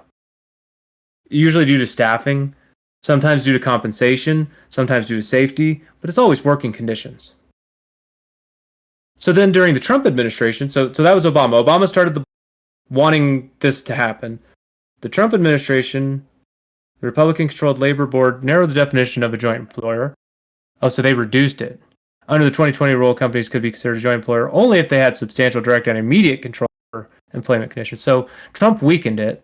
Obama started it, Trump weakened it, and now Biden is trying to redo what Obama. So this is like many, many, many things you've seen in America where Trump tried to undo the thing with no good reason. Trump does not have a good reason to have tried to undo it. Period. It's back And he now. also goes out there, and Trump also goes out there on stage and tries to say that he's for the working people and the working class. And he also went to a non-union auto workplace and said he was pro-union. He's a dumbass who's not actually pro-union, and it shows in the actual legislation that these people do. Like, I don't care what he goes out on stage and says. I care that he tried to weaken this thing that's good for labor. Okay. So But yeah, that's. I'm glad this article gave that history of it, because you don't normally get to see like Trump isn't pro-worker, but it's very clear cut here. He was anti-NLRB. I'm very pro-NLRB. Okay, well, we move on to our next. Did we reach the conclusion of this? We, It keeps going. It keeps rolling. We are. It's like, hey, What's the conclusion? the conclusion is easier for people to make a union. They can band together and start one easy. Yeah, I guess. until it gets pushed back and Yeah, I was expecting some more about the pushback. It doesn't say anything more about that pushback part, which is going to keep happening because money. That's just what it is, exactly. Because this is going to force employers like McDonald's to actually have to pay their employees. This is how they get there. We tried to do it with the minimum wage thing, but Joe Manchin and Kristen Sinema said no. 2 people in our country said no, so we didn't raise our minimum. Is it minimum wage every state different there, or is it all the same? It's different. There's state level minimums. So if they would have set that federal one, in some states, nothing would have changed. Because the state one was already higher in several states. What it would have done is it would have gotten these states that don't want to actually help their fucking citizens. It would force them. Again, you have to force these companies. Yeah. Companies, if given a choice, will not choose good. Not every. They can't. Some will, but not. They can't. They are beholden to their shareholders. They will lose their position, their job, and money if they don't. They literally will be voted out if they don't make money, even if the making money is the bad thing. So the only times they're doing good is when money's going to be involved. They don't just do good. Yes. Companies aren't people. Even SpaceX is not Elon Musk. The Boring Company is not Elon Musk. The Boring Company has no interest in... It has interest in money and money only. Yeah. Because it's an American corporation and they're legally obligated to operate that way. Their board of directors as a publicly traded company holds them to that, period. These are things I wish would change. They don't, but they... All right. I'll you this time. Another one from AP News here. I hesitate to call this a follow-up, more like just another story in our chain of, climate and weather-related craziness in the world. There's another wildfire burning in Hawaii. This one is destroying irreplaceable rainforest on Oahu. Okay. So, we had that massive fire with Lahaina, and the news just disappeared. That's why I don't really want to call it a follow-up, because it's not the same island, obviously. Same state, though. I'm still very confused how that story just fell to nowhere. You can't find anything about it anymore. The Lahaina one? Yeah, I haven't seen it pop back up. I've looked, but yes. Because I know last we were looking, like, people were maybe just now getting allowed back in, but half of them were being denied their actual house, and people were sweeping in trying to buy up the properties and land. Is that why they don't want us to hear it? Because they're doing that part now, that gross part we talked about? No one was injured and no homes burned in the last fire. That's some good news. In this one here? That's the last one. That's the one where at least, that's weird they use that word. It's 99 killed. But. Okay, yeah. This, they don't actually say it, but this is referencing the Lahaina a few fire. months after, yeah. So no one was injured and no homes burned in the latest fire. That's really good news, considering the stuff we saw from the previous one was just insane how much it was able to burn of residences and shit. But it says the flames wiped out irreplaceable native forest land, home to nearly 24 fragile species. Overall, the ingredients are the same as they were in Maui's historic town of Lahaina. Severe drought fueled by climate change, creating fire in Hawaii, where it's almost never been before. Almost. And that drought, that was the severe drought was that thing where we talked about the weather moving in the dry conditions. Yeah. Like there was that change in weather that really dried out all the stuff, setting the stage for a forest fire. Even if making it so that just an idiot could accidentally do it. Yeah, because a lot of these are an idiot with a cigarette. It is what it is. I'm a smoker, and I still say that. A lot of forest fires are idiots with cigarettes. 100%. They just throw it. I'm smart with mine because I'm not it's too fucking easy to be smart with them. Smart's not even the right word, is it? Putting out a cigarette? Snuff it out. It's not being a dumbass. Well, I hope to get this one contained. I hope they get some reinforcements from the federal government. I highly doubt it, but I hope they would. So yeah, and in this case, these are, we don't have a lot of forests. Hopefully they come back in and try to replant it. I'm not much of a wildlife person, but I guess there's the species they're talking about, the fragile species. The Ulihi fern and the koa trees. yeah, hopefully they can. But yeah, it says it's not a full-on clean burn, but it's pretty moonscape looking out there. They don't. Oh, is this the? Okay, let's see. We've got a few photos here. Obviously, it's already immediately different from what we were seeing the other. Yeah, because it's not houses. Yeah, exactly. Uh, that being said, though, this is pretty fucked. Yeah, it's. I mean, hopefully get some rain. I'm just. yeah, and hopefully they do, because these dry conditions are what kind of did it. So getting a bit of a rainy season would probably help. Yeah. So yeah, that's not much to say on this one. It's good news that there's no one hurt, no casualties. Yeah, That's I didn't pre-read this, so I didn't know that coming in. I just knew we had another Hawaii story to talk about, and that was it. We had to talk about it, right? Yeah, for sure. Yeah. And we'll follow up if it's like the other fires and continues to burn. For some reason, fires continue to burn a lot. Yeah, well, they do. So if something else comes up with that one, we'll follow up. All right, we got a couple stories here that are kind of a follow in a series we've been doing about people's responses to the Israel-Palestine conflict and how they're taking that conflict home with them, I guess is the way to say that. So here's another one from Fox News. New Yorkers offer to work at Jewish cafe after anti-Israeli staffers reportedly walk out. Yeah. Staffers reportedly left after owner hung up posters of people missing amid the October. So a whole bunch of random New Yorkers off the street go in and do the work for this guy because his workers quit. Yeah. How does that work long term? Maybe I don't know, but doesn't first of all I don't know. I can't say. That's good. Maybe there are people who need work too, or maybe they're just saying, "Hey, we'll help you for the day," and maybe he's gonna. I think I've read a little bit of this, and it sounded like it was a lot of people who had other jobs and just a day kind of thing, which is why I questioned what's the long term. Your workers left. I'm sure there's going to be a lot of people who need a job, which will go and help. Six staffers walked out because he stood with it. Yeah, so this he was telling his business was on the verge of closing because his 6 staffers walked out because he stood with Israel following Hamas attack. Although that's his opinion. I would ask those 6 employees why they walked out. I wouldn't just ask him. Okay. Right. Well. I would ask the people who walked out why they walked out. Now his take is that it's because he stood with Israel following Hamas attacks. Once word of the walkout spread, members of the community came out in droves to work behind the counter and buy coffee and pastries.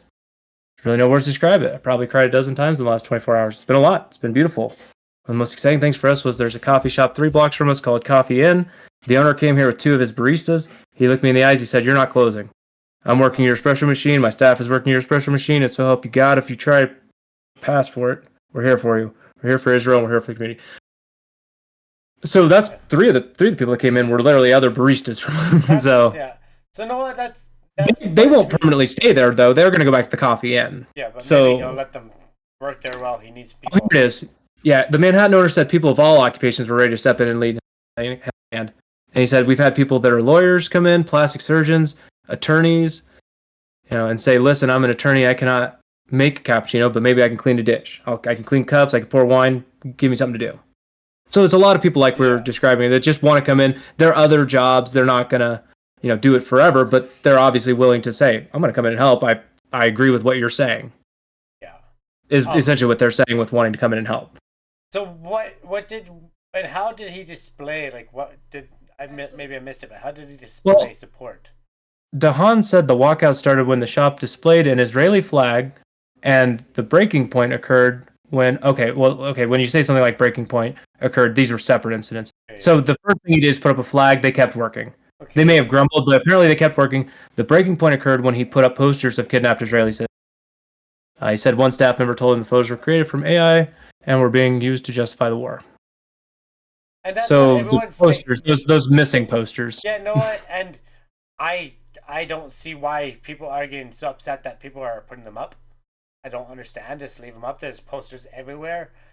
I don't think it's justifying any war. No politics in the workplace. Yeah, but this guy's doing it in his workplace. Okay, Well, No politics in the workplace. That's not a written rule. That's It is. No, it's not. But it's not a It written rule. work for almost any employer in America, and you'll find Yes. out pretty damn quick. Walk into any break room and try to put up a politics post. But yeah, no, Try for it. sure. I get it. The reason this one's okay is because it's the employer, But and the yeah, employee said, "Fuck you," And the as guy- they should. As a flag, he's from Israel. He has all right to fly his home flag in his business. Right, and then he gets to face the repercussions of his actions. So, There's absolutely nothing saying that you have to maintain your employment to a guy who's doing something you don't want him to do, especially doing it in the workplace, because this makes it inescapable. yeah. You know, Okay, he's doing but it in yeah. the workplace. But I Is don't. my big problem with it. I don't see why seeing people's faces like that would be quit a job. But What? I No, don't it's think- it's not the faces. You can hang up pictures of your family. It's the political stuff. This is not just faces. This is a political thing. I don't Right? see a problem with hanging up posters of the missing people, even though no one here is gonna see them. But It's a political statement, and we keep political statements out of employer-employee relationships. And also your customers, from just wanting to have as many customers as you can. Where is You're this- now going to have less okay, customers. but where is this though? Like, where in New York is this? Like, that matters. Like, is it in a Jewish community? Because New York has several communities where 98% of the population are Jewish, and maybe he just had 6 workers that weren't. Right? Like, What? I mean, the odds of that are pretty low, aren't they? no, there's some neighborhoods in like New York that are completely like. And is he that unaware of his employees that, like, Okay, having the 6 one. I don't know. You're right. they all walked out? Is he just dumb? Is that the Maybe take? he's nice and he hires a whole bunch of people and not. I don't know. But so But yeah, he made work political. That's enough for me to say this. No, yeah, I can't do that as an employee. So why should my employer? I don't want my employer to start telling me how to politically think. Do you?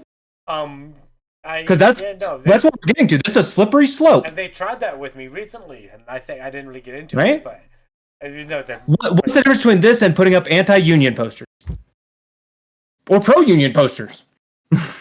Yeah, we did that once. Right? years I'd ago. love to put pro-union posters, but I would get fired. Yeah. We did that 'Cause one it's- time at a Walmart. We put them all throughout the break. So- they were pretty mad. And I'm sure this is a neighborhood. Like, look, I mean, he even said, like, people coming in and helping, immediately coming down and helping. Community where there was a lot of Jewish people, otherwise, that wouldn't have happened. Yeah. Now, are you thinking maybe it's calculated? Like, let's say on a normal day, I would get, X number of business from the Jewish community, and I'm going to get X times some number now because I've given them a reason to come here. Think about it. Maybe he just wanted to put the pictures because he feels And that he can't go and help his people or something like that. Maybe that's what. And he thought putting those posters up would help his people and it wouldn't trigger his staff. Okay, so you don't think the other thing that I was starting to say I got cut off? Yes, me cut you off. Oh no. But yeah, no, I don't. Yeah. I don't. Because Don't think it. I can't. Because the second half of that equation is if you think Jewish people are going to bring in more money, you think that the people who don't like this message it's less of an impact that fewer of those come in. I'm going to get 100 more of these people come in, but 20 fewer of these, so that's 80 more total net. That's what I was trying to get at. Was that what you were thinking? Maybe, but I don't think so. So you don't think it was financially driven? You think it was politically driven? I think it was for him feeling that he can't go back to his home. Maybe he's from Jerusalem, and he can't go and fight for his people or something. And him putting up those posters made him feel like he was doing something.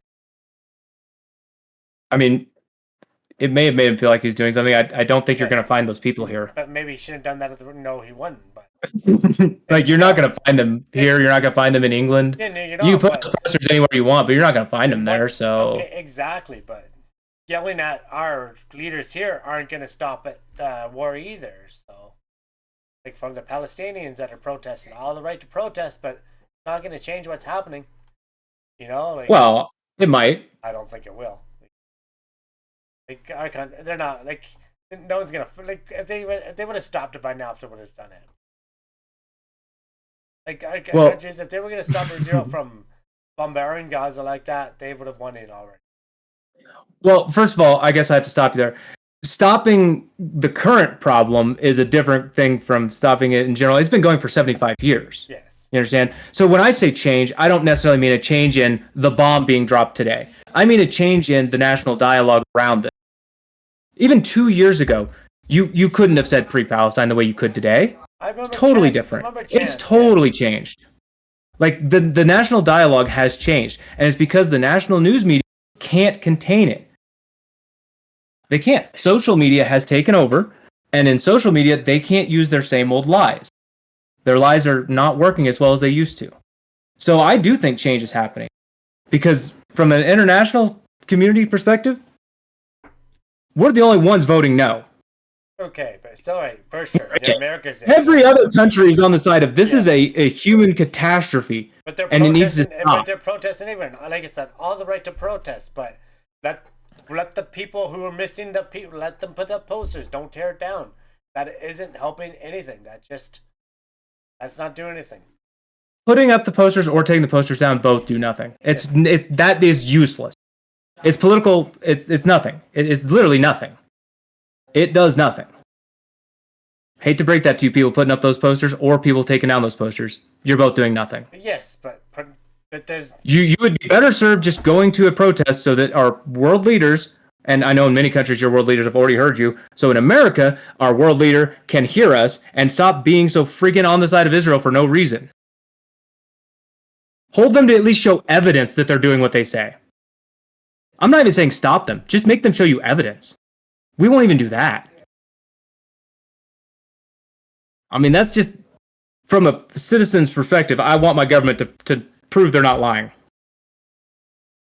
Yeah, but that's it. Prove you're not lying.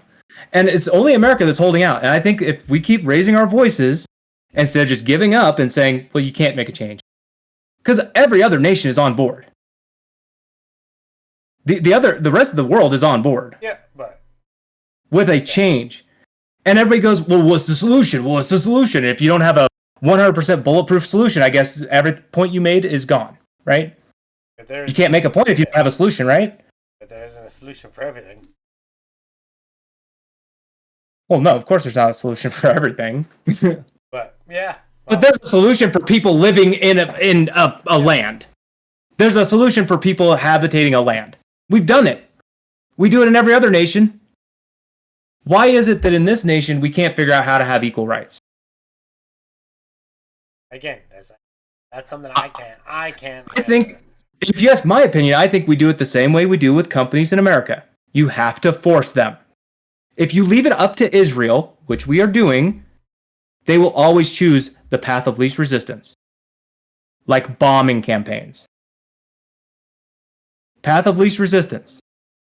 Because they're not being held to any level of accountability. At no point do they have to make any good choice. They just have to make the easy choice. So. Yeah, on that we should probably go to the next article, which I think is kind of... Yeah, and the next one goes on the same thing. I'm just kind of in the opposite direction. Oh, and just a pro tip for any lefty watching, ripping down the posters is a trap. All right, next article from CBC Canada. Okay. From CBC. It's a trap thing. I could tell you about it off show. Okay. CBC Canada. What does the CBC mean? Canadian Broadcast Communications, I believe. All right. Hey, it's mostly Canadian bullshit something, but sometimes they hit a story with the head on the head, a hammer on the head or something like that. But yes, from CBC. Hate commended after Montreal Jewish school struck by gunfire. Condemned. Not commended. Commended. The opposite. I had to stop you mid-sentence. Yeah, like, no. That is a big difference. That is a night and day difference. Yes. But yes, sorry. A Jewish school struck by gunfire twice. Second time this week? Yeah. So it happened earlier this week. 2 schools were shot, and there was holes in it in the morning. And this morning, apparently, or I guess this was yesterday, but the school was hit again. Is this the actual school? Make sure. Like that, I believe so. You got to be careful because these news articles will put stock footage. Photos, shit. And I don't see. Maybe we're not seeing where it was shot. Unless is this it? Yeah, is I can't say. Yeah, but I can't tell. They haven't boarded it off. You can see tape. So. Yeah. All right. So yeah, and so People are attacking the Jewish schools. Why? Why are they attacking children's schools? Oh, it's actually past 4 days. It's not even a whole week. Yeah. So it's been struck by gunfire overnight 2 times in the past 4 days. So whoever's coming and doing it at night, which I guess is somewhat good, but it's still bad. But they're definitely still bad. People. They're trying to say, oh, you can't. They're trying to scale the parents. Say hey, the kids aren't welcome. You know, like that's what I see from it. Like they're trying to make it saying you don't let your kids like. Who's gonna want to let their kid go to school after it's been shot twice in a week, right? Well, I mean, I think people will still go. It's just they will feel that unease. Like you can't not feel the unease after something. And it's another ridiculous thing. It's another thing that for no reason, especially here in Canada, in North America, there is no reason to keep dividing this hate. I don't want to see it anywhere, but why is it happening here?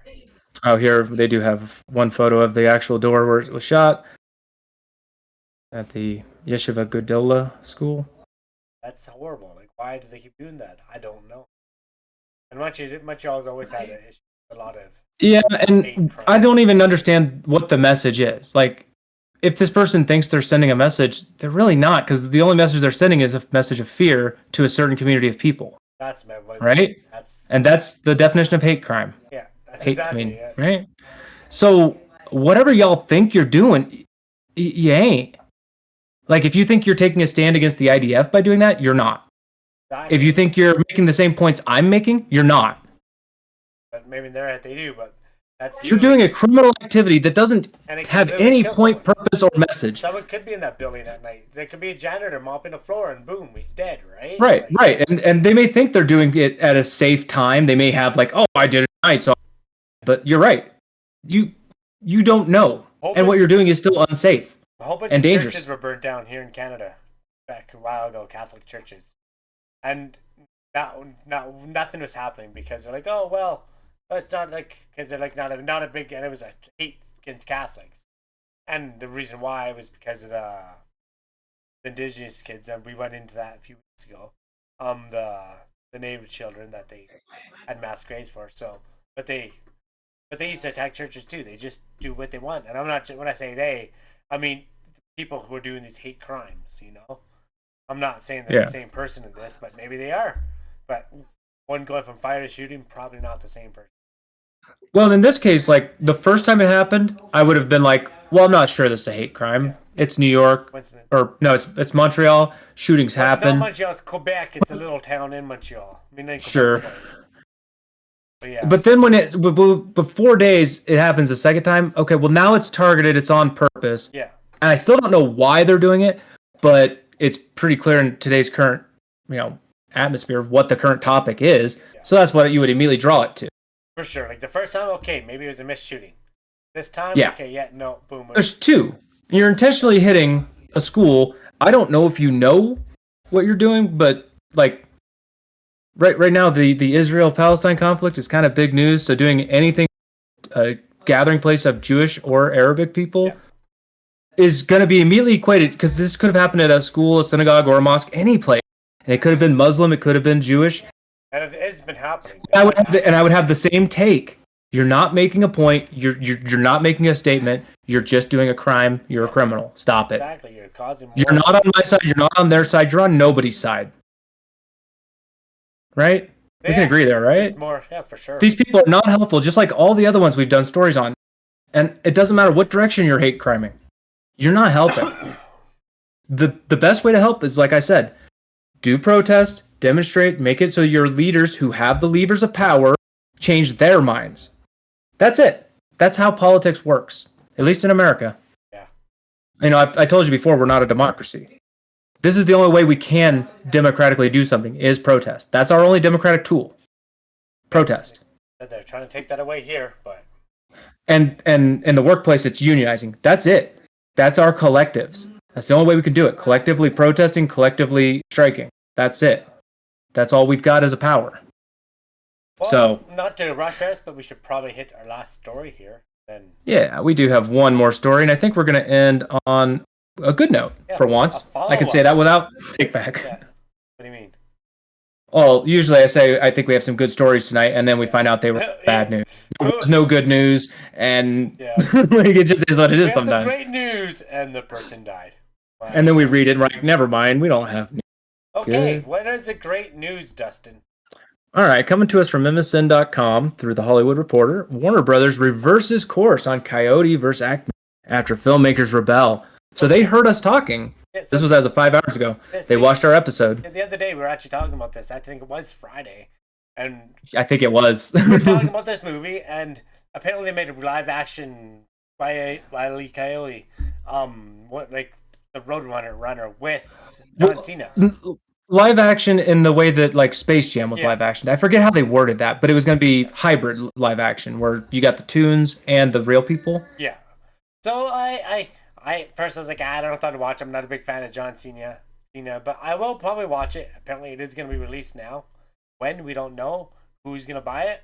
Hopefully, somebody, right? Like. Yeah. So Warner Brothers Discovery has reversed its decision to bury it. The studio will now allow the director to shop his live action animation movie. That's what they called it.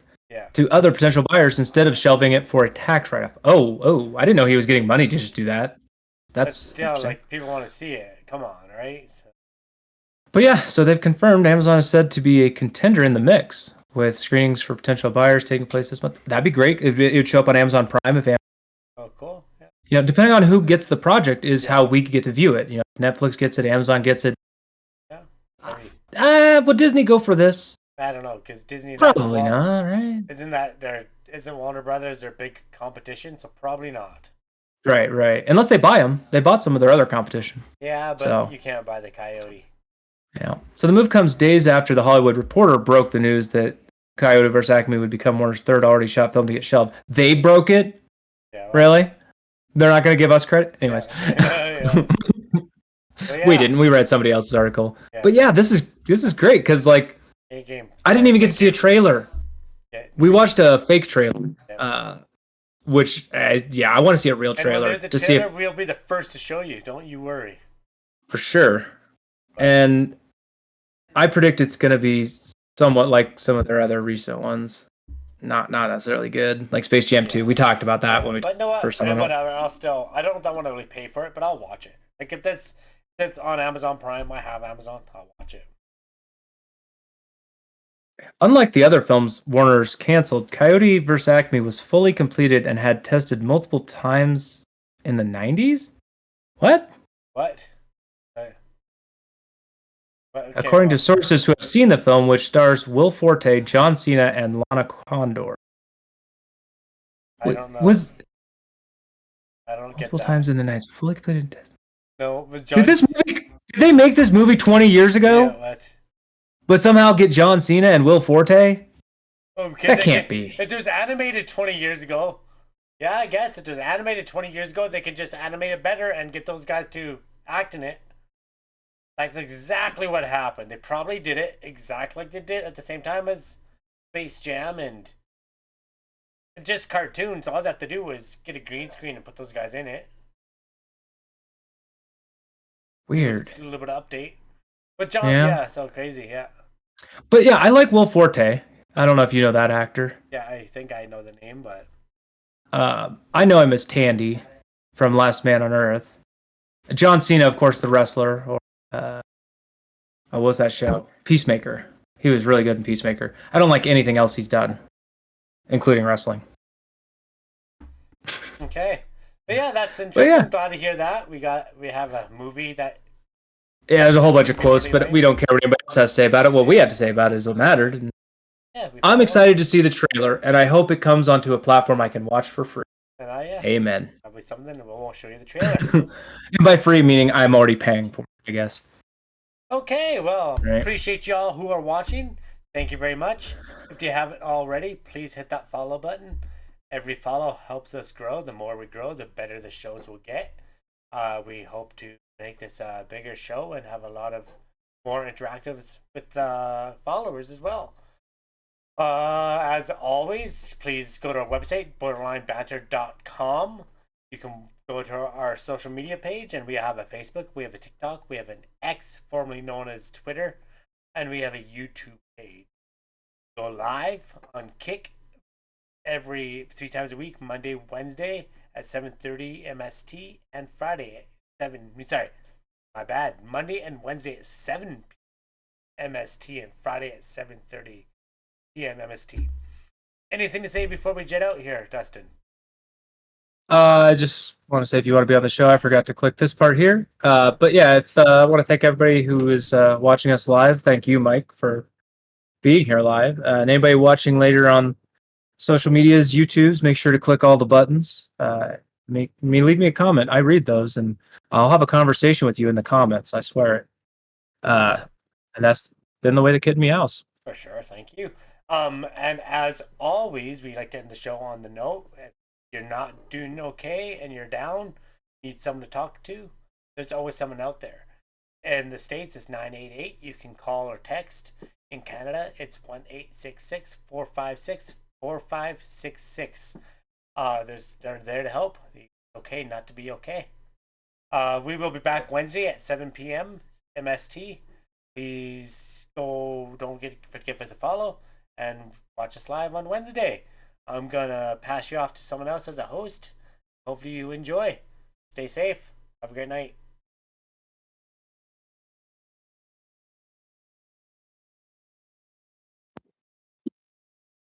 Sending us over to Twin Gats. Mute to make sure he says hi. Banter with the raid. Let's go. Yeah, he did.